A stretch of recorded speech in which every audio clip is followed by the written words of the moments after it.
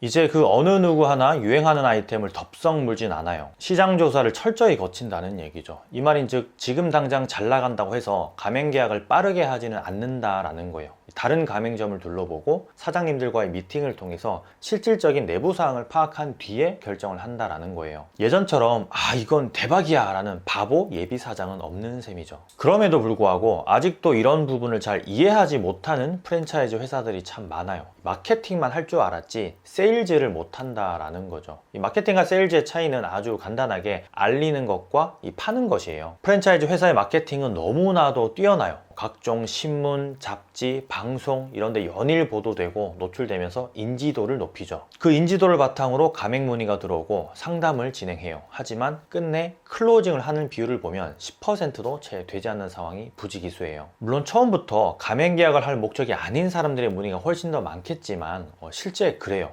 경쟁사들의 전화도 많이 오고요. 다만 제가 말씀드리는 건 이 마케팅만 할 게 아니라 결정적인 한방, 이 세일즈가 수반되어야 마케팅에 쏟아부은 돈이 아깝지 않다라는 거예요. 중이 제 머리 못 깎는다는 말이 있죠. 본사에서는 가맹점들을 대상으로 고객 관리에 대해서 연일 교육을 해요. 하지만 정작 프랜차이즈 회사의 고객인 가맹점 관리에는 소홀해요. 이게 무슨 말인가 하면 고객 관리의 핵심인 리셀러 전략에 있어서 전혀 강력한 구조를 가지고 있지 않다라는 거예요. 보통 예비 창업자들의 상담 스텝을 하나하나 밟아보면 1단계가 어떠한 매체를 통해서 브랜드를 알게 되고 2단계가 온라인을 통해서 알아본 뒤에 3단계가 실제 매장을 방문을 해봐요. 그리고 좀 더 나아가서 내부 상황을 알기 위해서 4단계 기존 가맹점 사장님과의 대화를 시도하죠. 여기서 두 가지의 부류가 생기는데 하나는 이미 브랜드에 꽂힌 상태에서 대화를 하는 것과 그렇지 않은 경우예요. 이미 꽂힌 상태라는 건 기존 가맹점 사장님이 무슨 말을 하더라도 다 좋은 쪽으로만 받아들여요. 큰 의미가 없는 미팅, 대화가 될 뿐이죠. 다만 많은 사장님들이 예전처럼 정보가 빈약한 시대에 살고 있지는 않기 때문에 객관적인 관점으로 기존 가맹점주의 말을 들어요. 그러다 보면 실상 생각했던 것보다 좋은 이미지로서 브랜드를 이야기하는 사장님보다는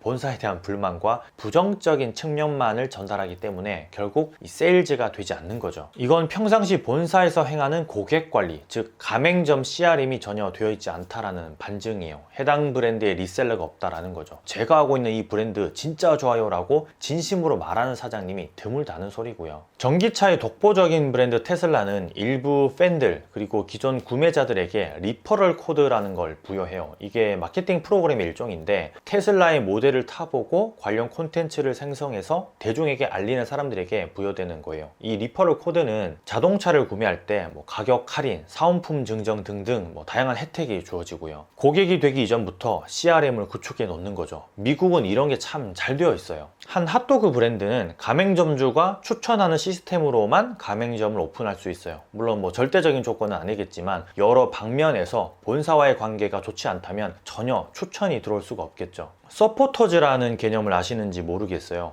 사전적 의미로는 지지자, 후원자인데 보통 좋은 이미지를 구축하거나 혹은 세일즈를 하기 위한 방편으로 많이 사용이 돼요. 바이럴의 역할도 도맡아 하고요. 물론 프랜차이즈 회사들이 이런 개념을 도입하기가 구조적으로 쉬운 건 아니에요. 다만 점주들이 발벗고 나서서 우리 브랜드 좋아요 라고 하는 게 힘들다면 적어도 이 찾아온 예비 창업자들에게 좋은 이미지를 선사할 수 있는 전략은 필요하다라는 거죠. 프랜차이즈 박람회에 참가하고 드라마 PPL에 수억을 쏟아붓지만 정작 가맹점주들에게 본사가 가진 마인드, 철학에 대해서는 전혀 이식을 못 해주고 있는 브랜드가 많아요. 이게 우리나라 전통적인 프랜차이즈 마케팅 방식이기 때문에 그래요. 그래서 어느 정도 자본금을 가지고 있는 본사는 큰 어려움 없이 마케팅만으로 확장을 할 수 있는 구조이기도 하고요. 제대로 된 시스템을 갖추지 못하더라도 마케팅으로 가맹점을 모집한다라는 뜻이에요. 한번 곰곰이 생각을 해보면 우리 브랜드 참 좋아요 라고 스스로 적극적으로 알리는 이 리셀러를 탑재하고 있는 브랜드는 시장에 거의 없어요. 있더라도 본사에서 일부 돈을 주고 가맹점주를 설득해서 만들어낸 일종의 광고 콘텐츠가 전부이고요. 실제 유튜브에 프랜차이즈 가맹점주들의 인터뷰를 보면 죄다 본사에서 만들어낸 그런 콘텐츠가 대부분이에요. 얼마 전 박람회에서 알게 되신 분하고 따로 또 만나서 제가 상담을 하게 되었는데 전형적인 100명 중에 99명에 속하는 예비 창업자 분이셨어요. 뭘 할까를 이렇게 고민하는 그런 유형이었던 셈이죠. 본인이 관심 관심 가지는 분야가 한두 개 정도 있고 열심히 발품을 판다고 파는 게 이미 유명해질 대로 유명해진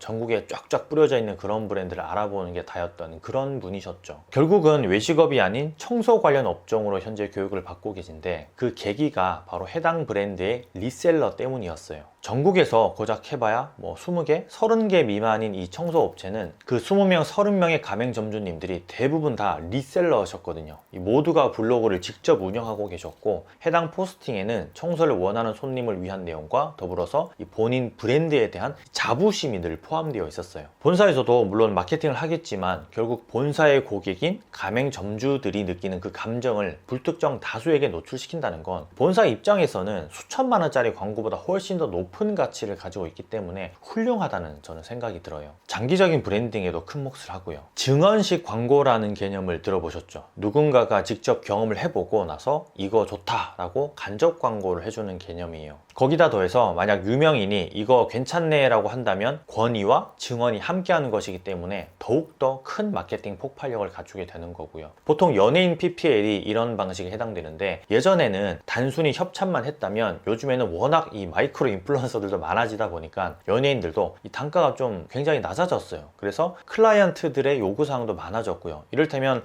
티셔츠 하나를 그냥 입고 나와서 5분간 화면에 노출되는 게 다였는데 요즘은 5분간 노출하면서 언급까지 해줘야 되는 그런 미션이 주어진다라는 거예요. 이를테면 옷을 입고 이렇게 팔을 벌린다든지 옷이 너무 편하다 라는 그런 구체적인 행동 설명까지 더해지는 경우도 있다라는 거죠. 어쨌든 필사적으로 이런 PPL을 성공시키려는 마케팅 수단인 거죠. 이게 다. 제가 이걸 말씀드린 이유는 가맹점주님들이 프랜차이즈 본사에 있어서는 아주 강력한 연예인이라는 거예요. 다른 어떤 광고보다 드라마 PPL보다 매장에 찾아오는 예비 창업자들에게 어떤 말을 해주는지에 따라서 세일즈가 되느냐 되지 않느냐로 판가름 난다는 거고요. 예전에는 가맹점의 매출을 높게 하기 위해서 박리담의 전략을 많이 썼어요. 손님이 북적북적대고 그걸 보고 예비 창업자들이 와르르 몰려들었죠. 그런데 지금은 아니에요. 순이익을 따진다라는 거예요. 들어가는 노동력도 생각을 하고 본사의 마인드, 시스템은 어떤지 궁금해하는 예비 창업자분들이 훨씬 더 많아졌어요. 기존 가맹점주에게